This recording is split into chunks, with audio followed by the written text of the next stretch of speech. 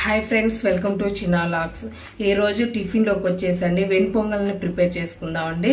దానికోసం అయితే నేను ఒక కప్ అయితే రైస్ తీసుకుంటున్నానండి. చూడండి, ఒక కప్పు రైస్కి హాఫ్ కప్ అయితే పెసరపప్పు తీసుకోవాలండి. చూడండి, ఒక కప్పు తీసుకున్నాం కదండి, దానికి హాఫ్ కప్పు పెసరపప్పు తీసుకోవాలి. దీన్ని మడుకు లైట్గా వేయించుకొని తీసుకోవాలండి. దీన్ని అయితే లైట్గా వేయించుకొని తీసుకోవాలండి. దీంట్లోకే టిఫిన్ సాంబార్ని అయితే నేను చూపిస్తానండి. ఫస్ట్ నుంచి లాస్ట్ వరకు స్కిప్ చేయకుండా చూసేయండి. ప్రాసెస్లోకి వెళ్ళిపోదాం. దీన్ని అయితే లైట్గా వేయించేసుకుందాం. చూడండి, దానికి వేయించుకోవడానికి అయితే ఒక కళాయిని అయితే పెట్టుకున్నానండి. ఈ కళాయిని హీట్ చేసుకుందామండి. స్టవ్ ఆన్ చేసుకొని కళాయిని హీట్ చేసుకోవాలి. చూడండి, కళాయి అయితే హీట్ అయిందండి. ఒక కప్పుకి మనం హాఫ్ కప్పు పెసరపప్పు అండి. ఇదైతే కరెక్ట్గా సరిపోతుంది. చూడండి, ప్యాన్లో వేసి వేసుకుంటున్నాను.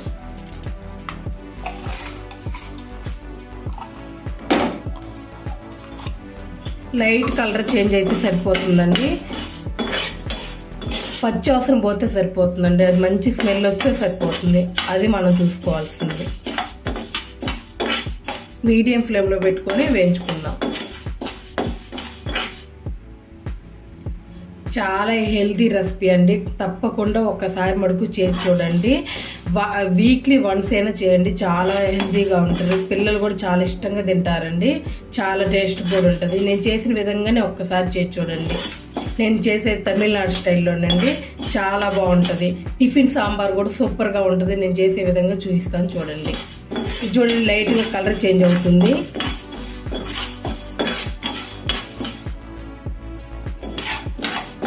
స్టవ్ అయితే ఆఫ్ చేసుకుందామండి.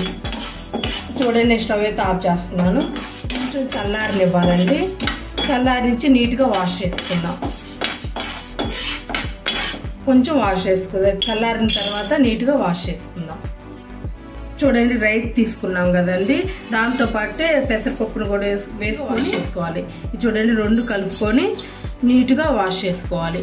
2 or 3 times నీట్గా వాష్ చేసుకొని మంచినీళ్ళు పోసుకుందామండి. నేను కొలత చూపిస్తాను. నీట్గా అయితే వాష్ చేసుకోవాలి.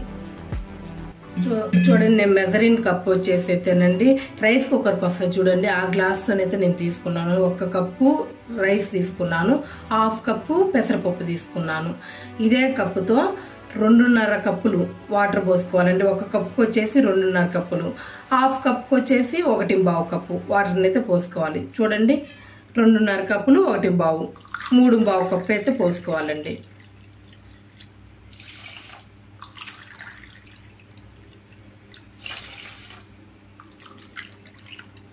చూడండి, 2.5 అయితే పోసుకున్నాను కదండి. 1 కప్పుకి 2.5 పోసుకున్నాను. హాఫ్ కప్కి 1.25 పోసుకుంటాను. ఇదిగోండి 1.25 మనకి కరెక్ట్గా సరిపోతుందండి కొలత. దీంట్లో కొంచెం ఉప్పు వేసుకుందాం. చూడండి, టేస్ట్కి సరిపడా ఉప్పు వేసుకుందాము. కొంచెం గీ వేసుకోవాలి.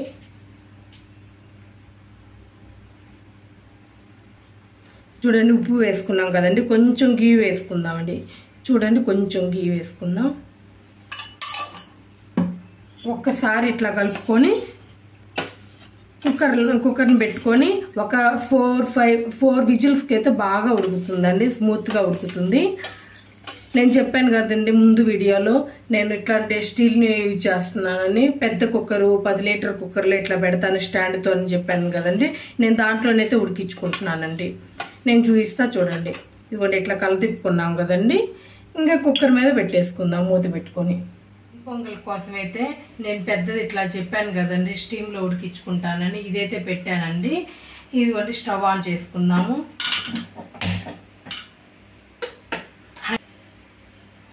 హై ఫ్లేమ్లోనే 4 విజిల్స్ అయితే 4-5 విజిల్స్కి అయితే బాగా ఉడుకుతుంది వెన్ పొంగలు. స్టీమ్ మొత్తం పోయిన తర్వాత చూపిస్తానండి. ఇప్పుడైతే గ్యాస్ ఆన్ చేసుకున్నాను. స్టీమ్ మొత్తం పోయిన తర్వాత చూపిస్తానండి. ఇదిగోండి, విజిల్ అయితే వచ్చేసాయి. 4 విజిల్ అయితే వచ్చేసాయండి. నేను స్టవ్ ఆఫ్ చేసేస్తున్నాను. ప్రెషర్ మొత్తం పోయిన తర్వాత చూపిస్తానండి. చూడండి, స్టీమ్ మొత్తం పోయిన తర్వాత అయితే నేనైతే గిన్నెని పక్కనకి తీసానండి. చూడండి, ఎంత బాగా ఉడికిందో చూడండి. చాలా పర్ఫెక్ట్గా అయితే ఉడికింది కదండి. చాలా బాగుందండి. ఇట్లా ఉంటే సరిపోతుంది మన వెంగి పొంగల్కి. ఇంకా తాలింపు పెట్టుకుందామండి. చూడండి, ఒక కళాయిని అయితే పెట్టుకున్నానండి తాలింపు కోసం. స్టవ్ అయితే ఆన్ చేసుకోవాలి. కొంచెం కళాయి హీట్ అవ్వాలండి. చూడండి, కళాయి అయితే హీట్ అయిందండి. ఒక స్పూన్ అయితే నెయ్యి వేసుకుంటున్నాను. చూడండి, స్పూన్ నిండా అయితే నెయ్యి వేసుకుంటున్నాను. కొంచెం ఆయిల్ కూడా పోసుకుందామండి. 2 స్పూన్స్ అయితే ఆయిల్ పోసుకోవాలండి.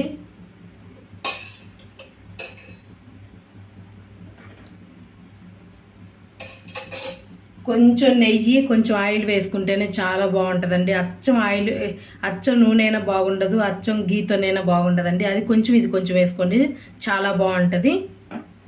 చూడండి, ఇది అయితే హీట్ అవ్వాలి. ఇదిగోండి, తాలింపు కోసం అయితే నేను కొన్ని అయితే జీడిపప్పులు తీసుకున్నానండి. కరివేపాకు, అల్లం అండి, చిన్న చిన్న ముక్కలుగా కట్ చేసుకోవాలండి. ఇదిగోండి, ఇగో చిన్న చిన్న ముక్కలుగా కట్ చేసుకున్నాను కదండి. కొంచెం జీలకర్ర అండి. ఇదిగోండి, కొంచెం మిరియాలు, కొంచెం జీలకర్ర అండి. వీటి కోసం, ఇవైతే తాలింపు కోసం అవసరం అవుతాయండి.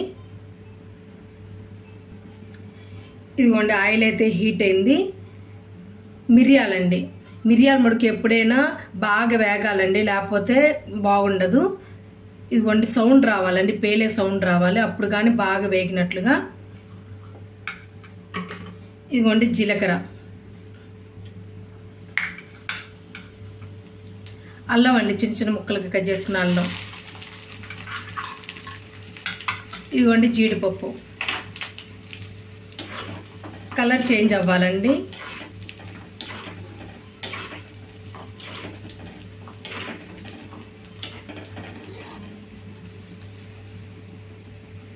ఇదిగోండి, కొంచెం కరివేపాకు,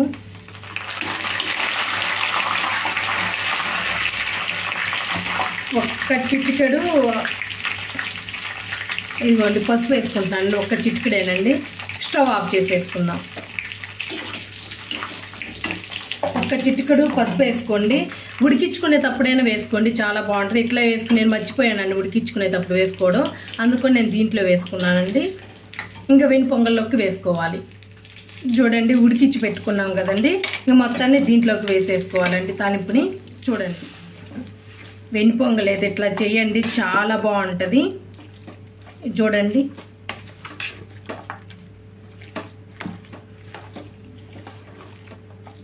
మన వెని పొంగల్ అయితే రెడీ అయిందండి, చాలా బాగుంటుంది. ఇట్లా వేసుకొని చూడండి. ఉప్పు మడుకు చెక్ చేసుకోండి, కావాలని సరిపోతే తాలింపులోకైనా వేసుకోవచ్చు అని. నాకైతే కరెక్ట్గా ఉంది. ఇది చూడండి, మన వెని పొంగల్ అయితే చాలా పర్ఫెక్ట్గా రెడీ అయిందండి, చాలా బాగుంటుంది. కొంచెం గీ వేసుకుందామంటే దీనిపైన. చూడండి, కొంచెం గీ సరిపోతుందండి. ఇట్లా అనేసి మూత పెట్టుకుందామండి. చూడండి, ఇట్లా అనేసి మూత పెట్టుకుందామండి. మన వెని పొంగల్ అయితే రెడీ అయిందండి, చాలా బాగుంటుందండి. నేను చేసిన స్టైల్లో ఒక్కసారి చేసి చూడండి, చాలా బాగుంటుంది. ఈ వీడియో కనుక నచ్చినట్లయితే లైక్ చేయండి, షేర్ చేయండి, కామెంట్ చేయండి. Please subscribe my channel. Thank you.